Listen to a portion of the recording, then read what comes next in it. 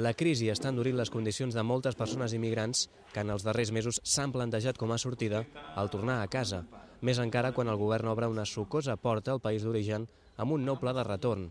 Al local de la Federació d'Equatorians de Catalunya, però, saben que el pla conté més pa que formatge. El seu president, l'Alfredo, explica als seus compatriotes la lletra petita i alguns, com la Míriam, es porten un desengany. Es curioso, un nacional me comenta y me dice, oye, hay un chollo para los ecuatorianos, ¿cómo es que no te has enterado?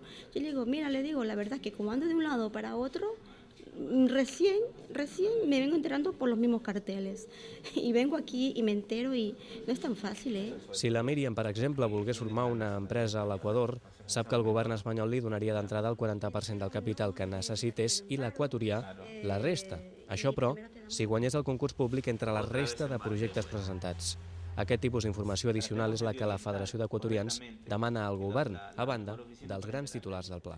Y no debe de ser así porque somos seres humanos que hemos padecido el proceso de emigrar de nuestro país y de vivir aquí 10, 12 años, que más o menos dura este proceso migratorio en España, y que ahora en el retorno tengamos que ir allá, ¿para qué? Después ingresar las filas de desempleados, ingresar las filas de la delincuencia o que nuestras mujeres se prostituyan. Eso es lo que no queremos. Simplemente queremos una cuestión de major informació. Avui el tema era el pla de retorn, però la Federació debat sobre altres qüestions, com per exemple la situació de les dones.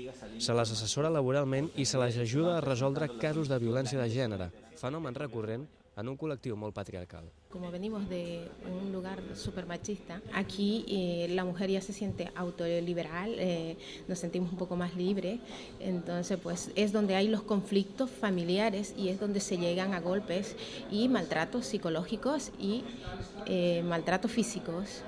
A més, la Federació d'Equatorians té diversos projectes d'inserció laboral que han estat subvencionats per la Diputació de Barcelona i la Caixa Catalunya, com per exemple en l'atenció a la gent gran i la formació de nous tècnics en la instal·lació d'aigües. Uns diners que són ara més necessaris que mai.